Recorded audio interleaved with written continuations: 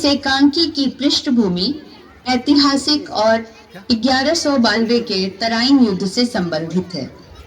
इस युद्ध में मोहम्मद गोरी, जो कि 1191 में पृथ्वीराज चौहान से हार गया था और पृथ्वीराज चौहान ने उसे जीवन दान दे दिया था, दूसरी बार उसने फिर आक्रमण किया और पृथ्वीराज को परास्त कर उन्हें बंदी बना लिया।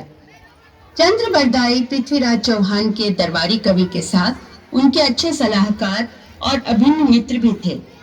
आपको बता दूं कि पृथ्वीराज चौहान चौहान वंश के सबसे प्रतापी राजा और शब्द भेदी बाण के अचूक निशानेबाज थे, जबकि मोहम्मद गोरी, जिसका पूरा नाम मुइजुद्दीन मोहम्मद शाम था, गजनी का शासक था और गोरी वंश का सुल्तान था। आज मेरे कलेजे को ठंडक मिली है। हा हा हा हा। हुजूर की खिदमत में बंदी पृथ्वीराज चौहान को दरबार में पेश करने का हुक्म हुआ का। हुक्म है, पेश करो।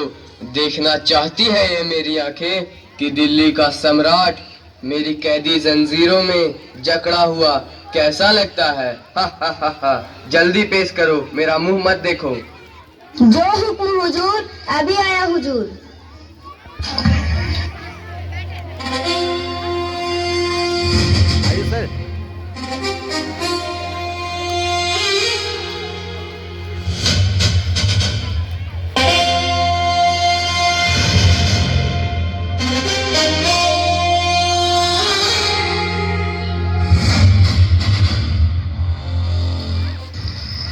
दिल्ली का सम्राट, हा हा हा हा, पृथ्वीराज चौहान आज मेरी आंखों के सामने कैदी बना खड़ा है।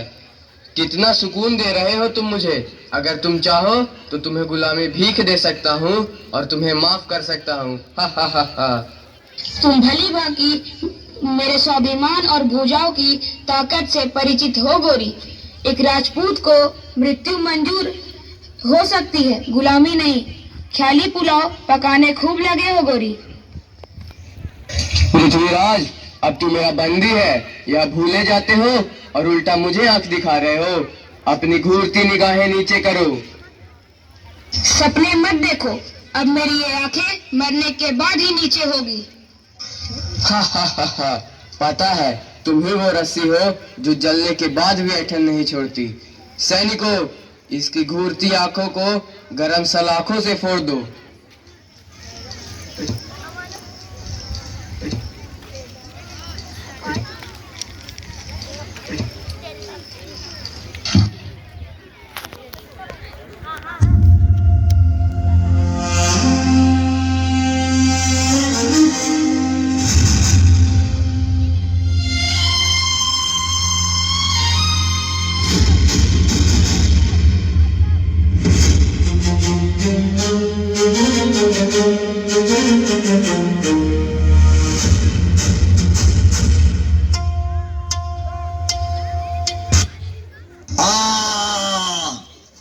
इसकी सजा तुम्हें जरूर मिलेगी गोरी।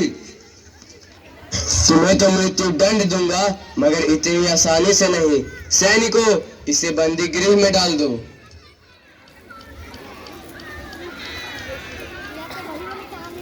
मोहम्मद गोरी, जिसने तुम्हें पराजित कर माफी की भीख दी थी, तुमने उसके ही आंखें फोड़ दी।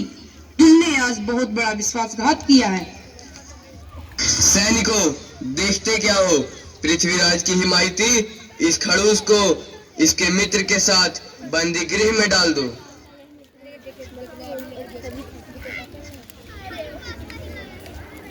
हमने उसे समाधान देकर बहुत बड़ी भूल की है और वो न हो ये उसी का दुष्परिणाम है। आप सही कह रहे हैं मित्र।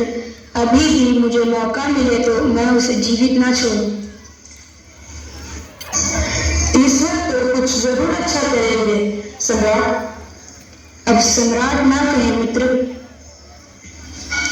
सुनो सुनो सुनो सुनो सुनो सुनो, कल महाराज ने तीरंदाजी के खेल का आयोजन किया है। कोई भी तीरंदाज इसमें शामिल हो सकता है, तीरंदाजी का कर्तव्य दिखा सकता है। मित्र, कुछ सुन रहे हैं? हाँ, सुन तो रहा हूँ, मगर किस काम का? बादशाह को कह दो कि पृथ्वीराज नाम का एक कैदी भी तीरंदाजी के खेल में भाग लेना चाहता है। ये वही है ना जिसमें एक सैनिक अंधे आंखों से एक तीर से बम से मार के बादशाह की जय हो। पृथ्वीराज नाम का एक कैदी भी तीरंदाजी के खेल में भाग लेना चाहता है। हा हा हा हा, अंधा तीरंदाजी कह दो, हुक्म है।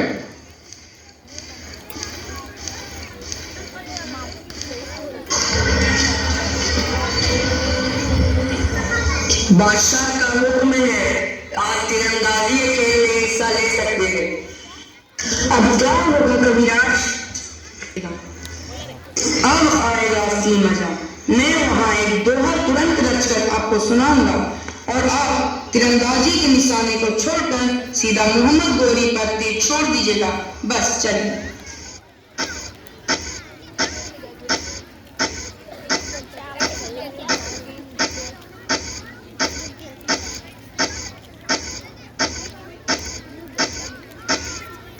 बादशाह मोहम्मद गोरी से दरख्वास्त है कि मेरे अंधे प्रतियोगी को 3 बार आदेश देना होगा, तभी वे निशाना लगा पाएंगे।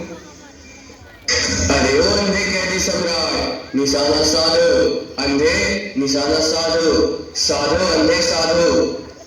4 बांस 24 गजे, अंगुल अष्ट प्रमाण, ता ऊपर सुल्तान है, मत चूको चौहान। इधर ना, इधर ना,